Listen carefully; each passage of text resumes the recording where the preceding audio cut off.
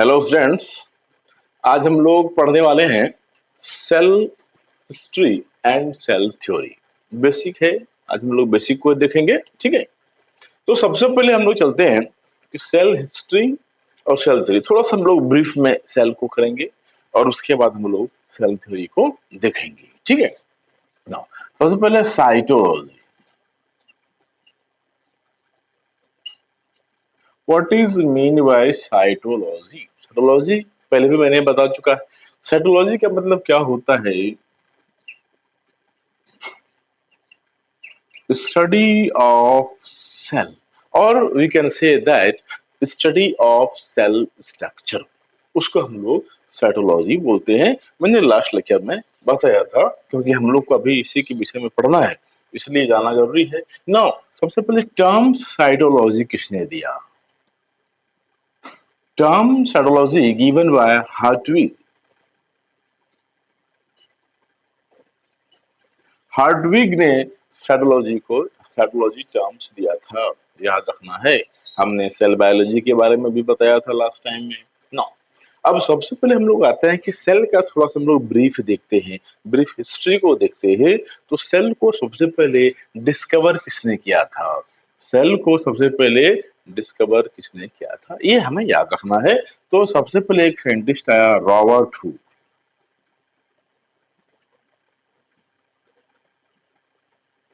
Robert Hooke 1665। 1665 में cell को discover किया। किसको किया? सेल को डिस्कवर किया। क्लियर? 1665 में कैसे किया, क्या चीज देखा सेल ने? तो हमें याद रखना है कि 1665 में रॉबर्ट हुक ने सबसे पहले क्या किया, एक कॉर्क लिया। कॉर्क मीन्स जो हम लोग बॉटल में कैप लगाते हैं, उसको हम लोग कॉर्क बोलते हैं। तो कॉर्क लिया और उसका एक सेक्शन कट करके देखा। जब सेक्शन कट करके देखा रॉबर्ट हुक ने, तो वहां पर क्या दिखा उसको? इस तरह का बहुत सारा कंपार्टमेंट, हॉलो स्पेस। इसको हम लोग क्या बोलेंगे? कंपार्टमेंट या हॉलो स्पेस। बीच बीच में था बहुत सारा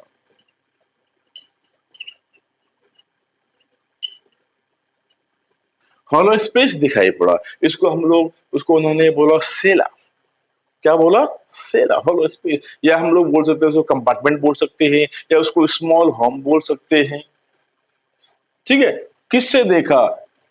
सेल्फ मेड माइक्रोस्कोप से देखा, क्योंकि उस टाइम बहुत डेवलप माइक्रोस्कोप भी नहीं था। तो सेल्फ मेड माइक्रोस्कोप से इसको देखा। एंड सेला मीन सेल, और first time cell word use किया। उन्होंने एक बुक लिखा, रोट अ बुक, एक बुक को लिखा। बुक का नाम क्या था? Micrographia.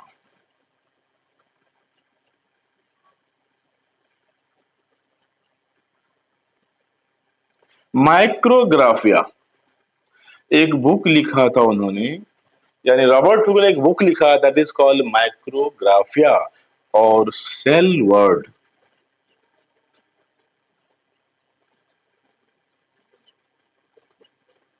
First time used in this book.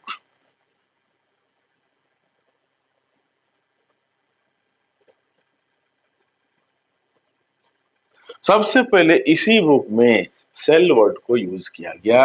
ये बिल्कुल याद रखना है स्टूडेंट्स कि माइक्रोग्राफिया एक बुक लिखा था रॉबर्ट हुक ने। जब ये डिस्कवर किया सेल को, एक्चुअली सेल, रॉबर्ट हुक ने सेल को डिस्कवर नहीं किया था। रॉबर्ट हुक ने सेल को डिस्कवर नहीं किया था। तो क्या किया था? एक्चुअली रॉबर्ट हुक ने कॉर्क देखा था, और कॉर्क देखा था मीन्स डेड सेल देखा था। यानी डेड सेल में हमें क्या दिखाई पड़ेगा? तो डेड सेल में हमें सेल वॉल दिखाई पड़ेगा। याद रखना है फ्रेंड। अगर कोई पूछे रॉबर्ट हुक ने क्या देखा, तो हम लोग सेल नहीं बोलेंगे, बल्कि सेल वॉल देख बोलेंगे। क्या बोलेंगे?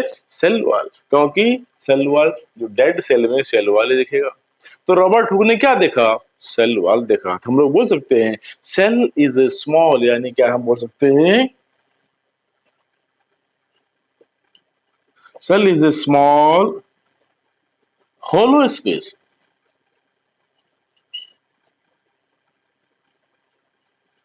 सीन किसने देखा था? रॉबर्ट हुक ने देखा था। किसके थ्रू देखा था? सेल्फ मेड माइक्रोस्कोप के थ्रू देखा था। Seen in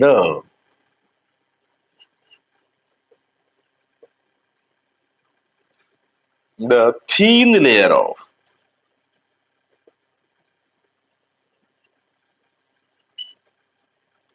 thin layer of cork.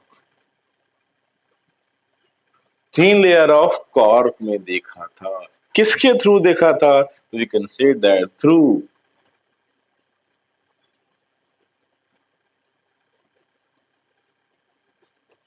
Self made self made microscope, याद रखना है।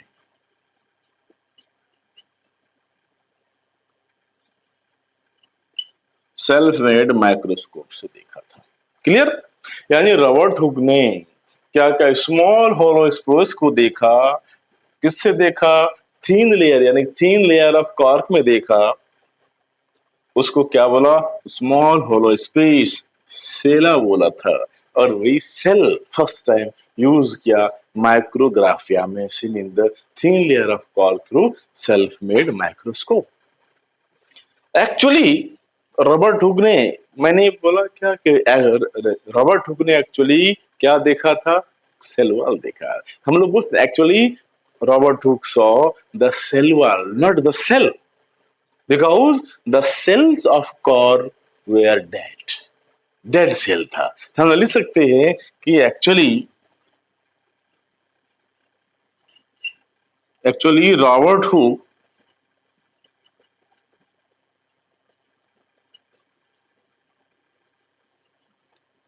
Saw cell wall, not cell. Cell नहीं देखा था। क्यों? बिकॉज सेल वॉल, जो हम लोग बोल सकते हैं because the cell of cork were dead, इसलिए क्योंकि बिकॉज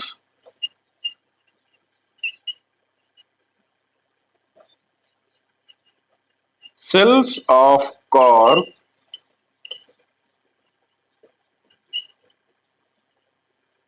डेड, डेड सेल था। याद रखना है इसको, because cells of cork were dead. तो ये याद रखना है सेल के बारे में कि रॉबर्ट हुक ने सेल को देखा था कब? 1665 में देखा था। और फर्स्ट टाइम माइक्रोग्राफ या एक बुक लिखा, उसमें सेल वर्ड का यूज किया गया था। क्लियर ना? अब हम लोग आगे आते हैं।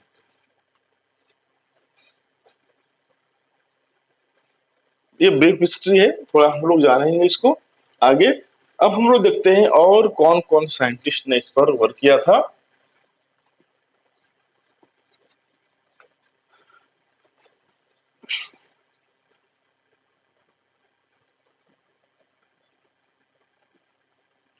इसके बाद आया जैन स्वामिंद्रन।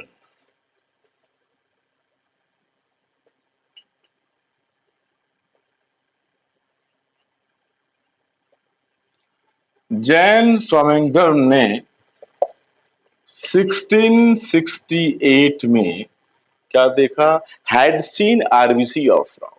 क्या देखा? Had seen RBC of frog. Frog के आरबीसी को देखा। यानी जब सेल का डिस्कवर हो गया तो उसके क्या देखा? आरबीसी ऑफ फ्रॉग को देखा। फिर एक साइंटिस्ट आया,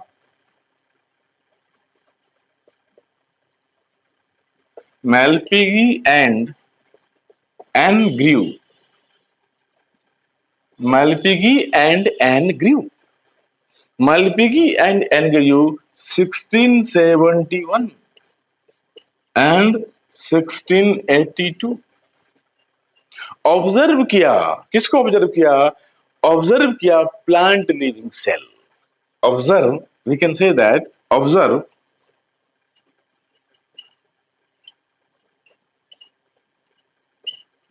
प्लांट लिविंग सेल।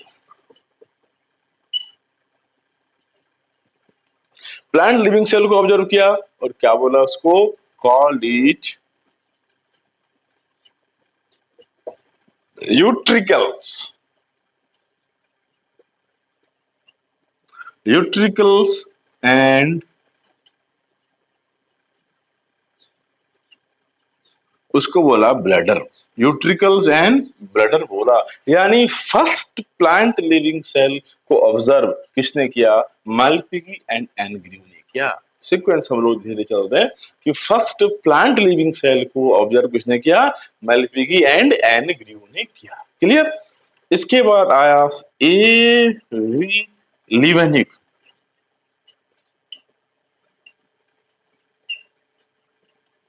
ए वी लीवेनहुक 1674, याद रखना है 1674। ऑब्जर्व किया, क्या ऑब्जर्व किया इन्होंने? हैव सीन, क्या देखा? Free living cell. इन्होंने क्या आइडेंटिफाई किया?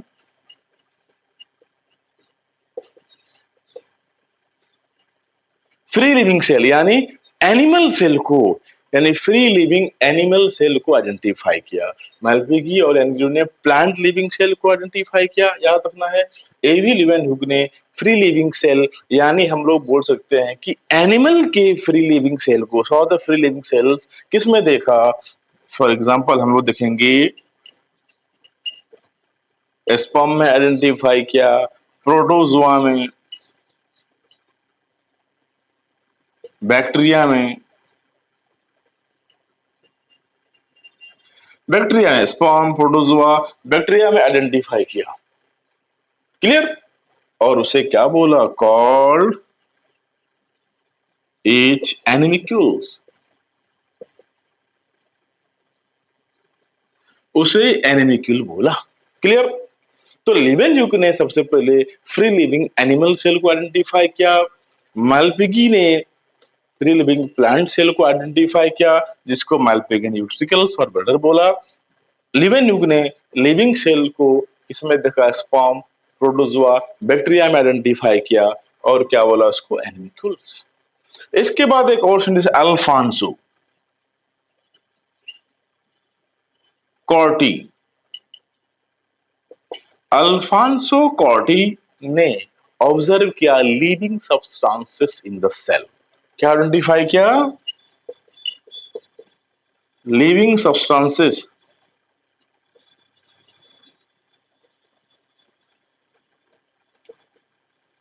इन द सेल, यानी सेल के अंदर कौन कौन सा लिविंग सब्सटेंसेस प्रेजेंट होता है उसको आइडेंटिफाई किया। क्लियर?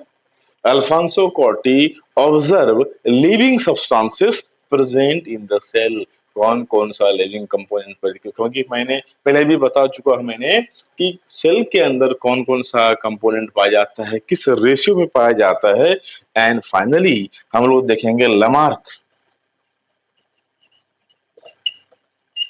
लेमार्क लेमार्क ने क्या किया? फाइनल कॉन्क्लूजन दिया। ही कॉन्क्लूडेड दैट, इन्होंने क्या दिया कॉन्क्लूजन? कि all living beings are made up of cell. क्या बोला इन्होंने? लेमार्क ने सभी को कॉन्क्लूड करके ही कॉन्क्लूडेड दैट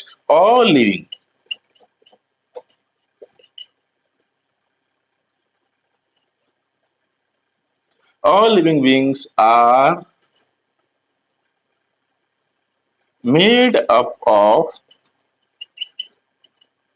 सेल। सभी लिविंग बींग्स किससे बना हुआ है? सेल से बना हुआ है। इन्होंने कंक्लूड किया 1809 में। ठीक है, अल्फांसो कोटी 1772 में। ये ईयर याद रखना जरूरी नहीं है, बट सिंपली हमें याद रखना है इसका मैन मैन कैरेक्टर। तो सबसे पहले हम लोग देखते हैं कि आरबीसी ऑफ फ्रॉग को सील किया समुद्र ने। मालपेगी ग्रू ने प्लांट लिविंग सेल को देखा, फर्स्ट प्लांट लिविंग सेल को देखा, क्या बोला? यूट्रिकल्स एंड ब्लैडर। लिवेनहुक ने एनिकल्स बोला, स्पर्म को देखा, प्रोटोजुआ को देखा, यानी फ्री लिविंग एनिमल सेल को आइडेंटिफाई किया। एंड अल्फांसो कॉर्डी क्या ऑब्जर्व किया? Living substances present in the cell. And Lamarck ने लास्ट में कंक्लूड कर दिया कि all living beings are made up of cell. Clear? तो ये ब्रीफ हिस्ट्री था सेल का। अब हम लोग देखेंगे सेल थ्योरी।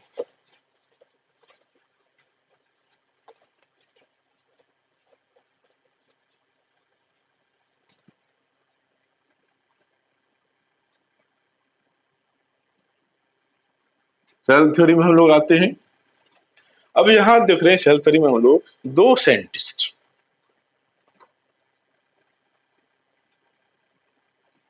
एमजे स्लाइडिन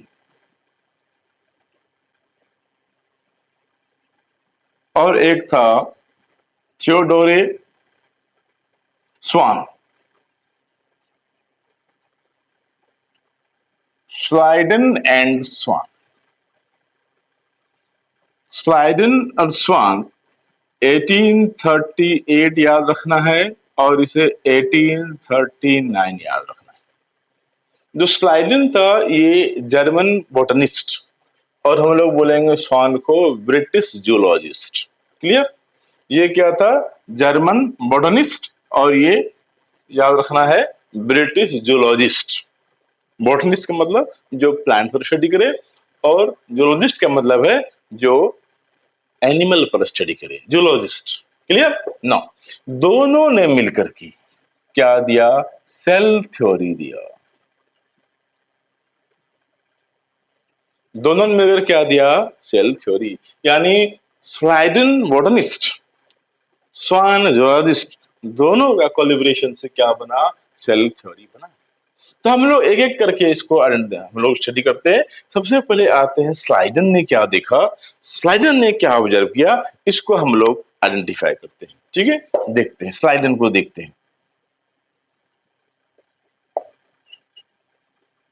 स्लाइडन ने लार्ज नंबर ऑफ प्लांट को स्टडी किया और बहुत सारा प्लांट को स्टडी करने के बाद कंक्लूड किया कि all plants are made up of different types of cell and forms tissue. यानी स्लाइडन ने क्या देखा? स्लाइडन ने बहुत लार्ज नंबर ऑफ प्लांट का स्टडी किया और बहुत स्टडी करने के बाद इसका नतीजे पर पहुंचा, इस कंक्लूजन पर पहुंचा और उन्होंने बताया कि all plant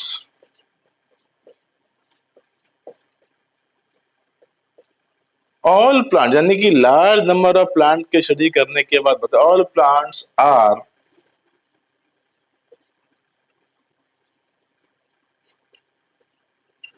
plants are made up of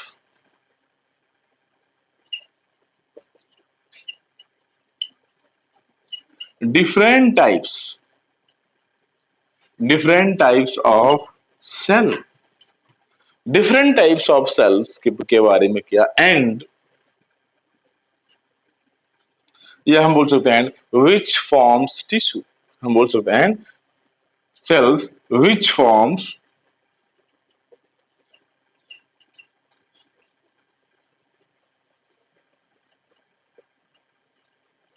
tissue. तो स्लाइडर ने ये बोला कि प्लांट जितना बॉडी है ये सभी के सभी सेल से बना हुआ है और डिफरेंट टाइप के सेल से बना हुआ है। क्लियर? स्लाइडर ने इसको बताया कि plant body is made up of different types of cell. फिर स्वान आया। स्वान ने 1839 में, जो जूलॉजिस्ट था, स्वान जूलॉजिस्ट, इन्होंने प्लांट पर भी स्टडी किया और एनिमल पर भी स्टडी किया। क्लियर? स्वान ने बोला कि एनिमल सेल आर कवर्ड, यानी इन्होंने एनिमल सेल को स्टडी करने के बाद कंक्लूड किया कि एनिमल सेल में एक आउटर कवरिंग है, थीन आउटर लेयर है जो एनिमल सेल को प्रोटेक्ट करके रखता है। Clear? Animal cell is covered by thin outer layer, यानी केवल थीन आउटर लेयर बोला उसको, प्लाज्मा मेम्ब्रेन नहीं बोला। याद रखना है, बाद में उसको हम लोग, अभी हम लोग उसको today we know that that is plasma membrane. तो क्या देखा कि animal cell,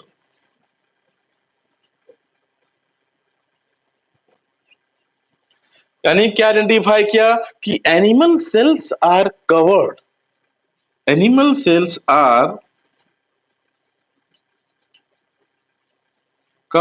bye thin outer layer. एक थीन आउटर लेयर से कवर्ड रहता है, प्रोटेक्टिव है, जिसको हम लोग अभी later we know that is called plasma membrane. बाद में उसको क्या बोला? अभी हम लोग उसको बोलते हैं plasma membrane.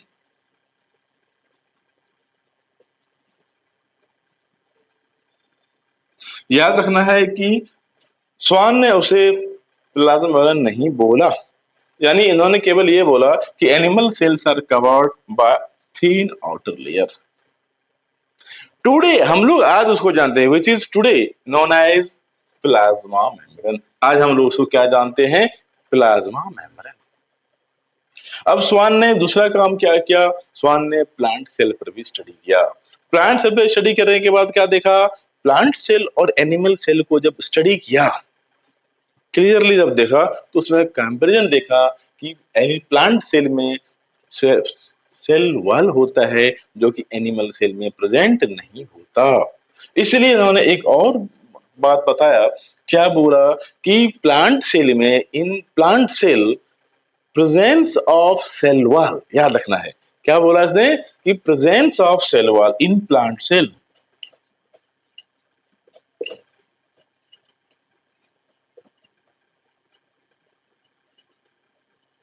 Presence of cell wall is unique character. क्योंकि ये केवल किसमें प्रेजेंट है? प्लांट सेल में प्रेजेंट है, एनिमल सेल में प्रेजेंट नहीं रहता। तो in plant cell presence of cell wall is unique character, unique character, ये बात बोला। तो दो पॉइंट इन्होंने बताया कि स्वान ने, जो जूलॉजिस्ट था, ब्रिटिश जूलॉजिस्ट, कि animal cell are covered by outer thin layer, today we know that is called plasma membrane. आज हम उसको क्या जानते हैं?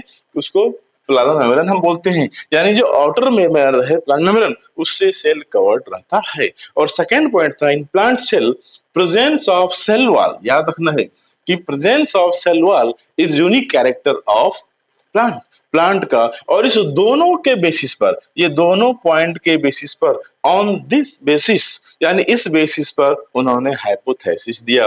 हाइपोथेसिस क्या था इसका? यानी यानी फर्स्ट पॉइंट क्या था? Animal cells are covered by thin outer layer, that is called plasma membrane. And second point, in plant cell presence of cell wall is unique character। इस बेसिस पर, ऑन दिस बेसिस, हम लोग लिख सकते हैं यहां पर, ऑन दिस बेसिस, इस बेसिस पर इन्होंने हाइपोथेसिस प्रोड्यूस किया।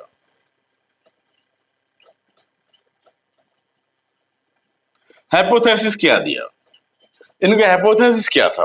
हाइपोथेसिस ये था कि ऑल प्लांट्स एंड एनिमल्स, क्या दिया इसने? कि all plants and animal are made up of cell and product of cell. यानी हाइपोथेसिस क्या था?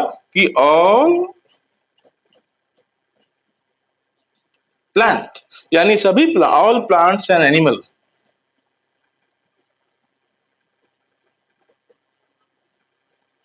ऑल प्लांट्स, यानी दोनों के बेसिस पर, क्योंकि यहाँ पर हम लोग देख रहे हैं एनिमल सेल को भी स्टडी किया है और प्लांट सेल को भी स्टडी किया है। इन्होंने हाइपोथेसिस दिया, याद रखना है ये हाइपोथेसिस, कि all plants and animal are made up of, are made up of cell. सभी प्लांट्स और एनिमल किससे बना हुआ है? Made up of cell and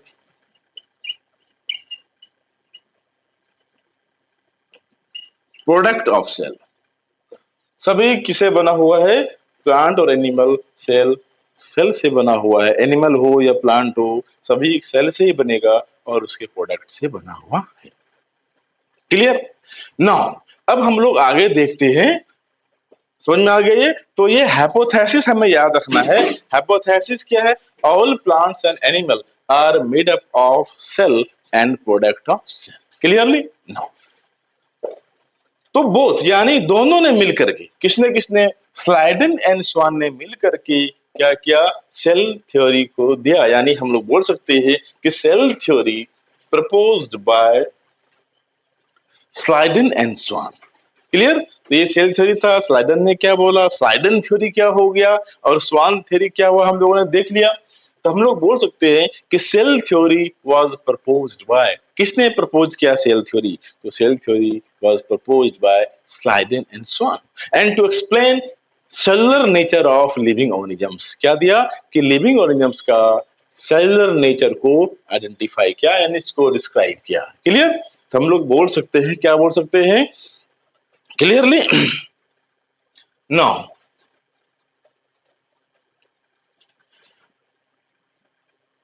स्लाइडन and Schwann ने क्या दिया?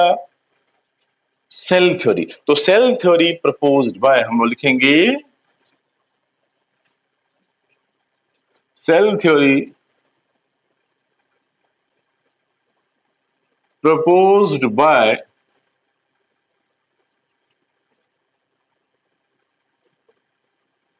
Schleiden and Swan.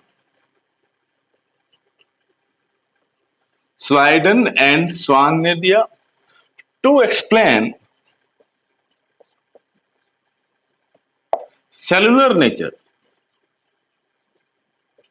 cellular nature of living organisms.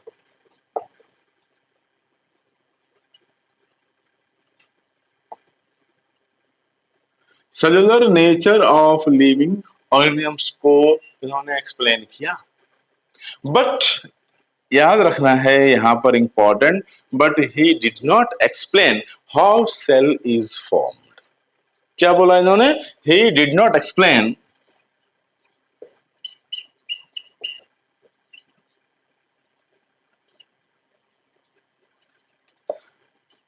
How cell is form.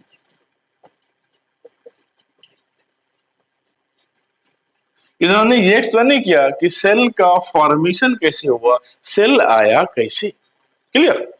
यानी स्लाइडन एंड स्वान ने सेल थ्योरी को प्रपोज किया और cellular nature of living organisms को बताया, डिस्क्राइब किया। उसके बाद बताया कि प्लांट जो डिफरेंट टाइप के सेल से बना हुआ है, एनिमल एक थिन लेयर से कवर्ड है, और सेल के अंदर, प्लांट सेल के अंदर presence of cytoplasm, sorry cell wall एक यूनिक कैरेक्टर है। लेकिन यहां पर हाउ सेल इज फॉर्म्ड इसको डिस्क्राइब नहीं किया। फिर एक साइंटिस्ट आया, रुडोल्फ विर्चो। रुडोल्फ, इसको मैं रफ कर देता हूं, आगे हम लोग आएंगे। फिर साइंटिस्ट कौन आए? Rudolf Virchow. ठीक है, उन्होंने क्या किया? रुडोल्फ विर्चो ने 1855 में एक जनरलाइजेशन दिया।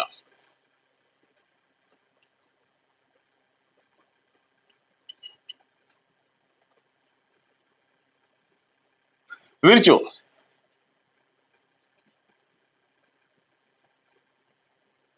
1855 मेड ए जनरलाइजेशन, एक जनरलाइजेशन को दिया। क्या दिया? इन्होंने बोला omnis cellula e cellula. That means क्या बोला इन्होंने?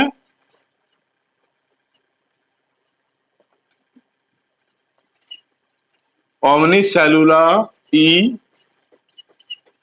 सेलुला। That means new cell arise from pre existing cell. इन्होंने एक जनरलाइजेशन दिया, और उस जनरलाइजेशन में क्या बताया कि 1855 में एक जनरलाइजेशन दिया, बोला omnis cellula cellulae. That means new cell arise from pre existing cell. क्या बोला इन्होंने? New cell arise from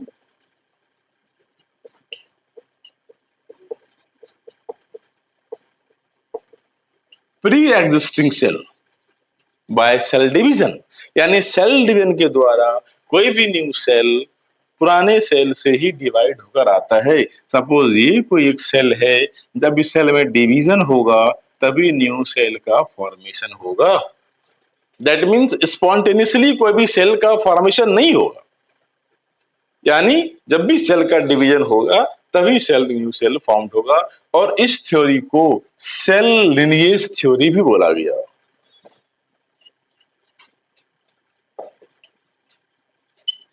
cell lineage theory, this is also called cell lineage theory. क्या बोलेंगे इसको?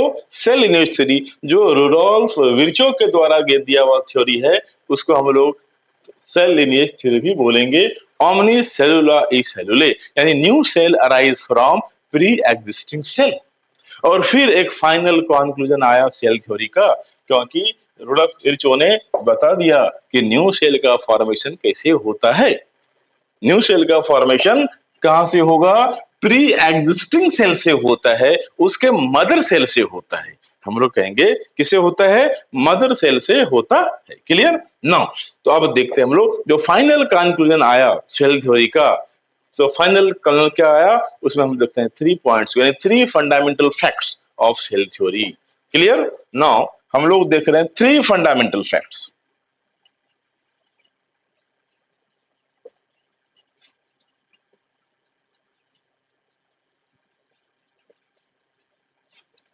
3 फंडामेंटल फैक्ट्स क्या है सेल थ्योरी का? तो सबसे पहले हम लोग देखते हैं इसमें जो फाइनल सेल थ्योरी कंक्लूड करके आया, 3 fundamental facts of cell theory. All living organisms, हम लोग बोल सकते हैं कि all living organisms,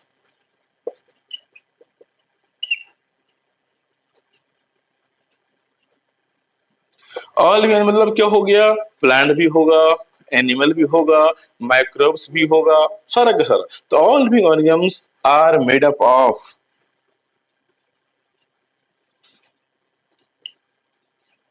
of cell and, यानी यहाँ पर हम लिविंग ऑर्गेनिज्म बता रहे हैं। लिविंग मतलब क्या है? प्लांट भी है। कंक्लूड किया गया है स्वान ने और स्लाइडन ने, जो प्लांट और एनिमल पे स्टडी किया था। तो ऑल लिविंग ऑर्गेनिज्म का मतलब यहाँ पर क्या हो रहा है? Plants, animal, microbes are made up of cell, are made up of cell and product of cell. किसे बोलेंगे? All are made up of cell and product of cell.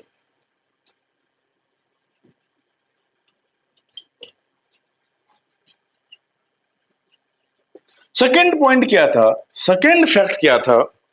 कि ऑल मेटाबॉलिक रिएक्शन, जितना भी मेटाबॉलिक रिएक्शन होगा, unicellular में होगा या multi cellular में होगा, in the cell take place in the cell, यानी all metabolic reaction,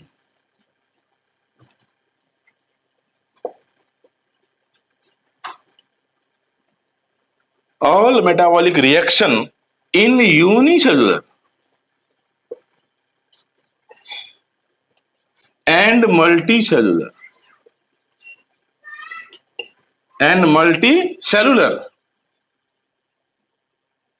all metabolic reaction in unicellular and multicellular organisms take place in the cell, take place in the cell। Important point है कि जितना भी metabolic reaction होगा, सभी चाहे unicellular में हो चाहे मल्टीसेलुलर में हो, सेल के अंदर होगा। क्लियर? एंड थर्ड पॉइंट जो था इंपॉर्टेंट, कि new cell arise from pre existing cell, new cell arise from pre existing cell. That means ये 3 फंडामेंटल फैक्ट्स है जो हमें याद रखना है। कि इसका मतलब ये भी होता है कि यानी यानी फाइनल कंक्लूड के बाद ये 3 इंपॉर्टेंट फैक्ट हमें याद रखना है कि all living organisms are made up of cell and product of cell. इसका मतलब ये भी होता है कि cell is structural unit of living things और cell is the structural unit of life. Clear? Second point है ऑल मेटाबॉलिक रिएक्शन, जितना भी उसका मेटाबॉलिज्म होगा, चाहे यूनिसेलुलर में हो चाहे मल्टीसेलुलर में हो, take place in cell, cell के अंदर होगा। दैट मीन्स हम लोग बोल सकते हैं कि cell is the functional unit of life. Cell is the functional, क्योंकि फंक्शन परफॉर्म हो रहा है। तो हम लोग देख रहे हैं कि cell structural unit of life भी हो रहा है, cell is the functional unit of life. And third point है कि cell arise from pre existing cell. Pre existing cell का मतलब ये होता है कि सेल अपने मदर सेल से ही डिवीजन होने के बाद अराइज हुआ है, ना कि स्पॉन्टेनियसली एकाएक ग्रो कर गया है। इसका मतलब ये है, क्वेश्चन आ सकता है कि क्या स्पॉन्टेनियसली सेल अराइज होता है या ग्रो करता है, डेवलप होता है? नहीं, यानी cell arise from pre existing cell through cell division. Mother cell यानी याद रखना है कि मदर सेल में डिवीजन होगा और तभी न्यू सेल का फॉर्मेशन होगा, यानी प्री एग्जिस्टिंग सेल से अपने मदर सेल से डिवीजन करने के बाद राइज होता है। तो थ्री इंपॉर्टेंट फैक्ट हमें याद रखना है सेल थ्योरी में कि living organisms are made up of cell and product of cell, all metabolic reaction यानी फंक्शनल यूनिट। यहां पर हम लोग क्या बोलेंगे, स्ट्रक्चरल यूनिट। और यहाँ पर क्या बोलेंगे, all metabolic reaction in units multicellular organisms take place in cell, that is functional unit. And third point है new cell arise from pre-existing cell, that means no cell arise spontaneously. Clear? Now, so this is all about cell theory. Clear?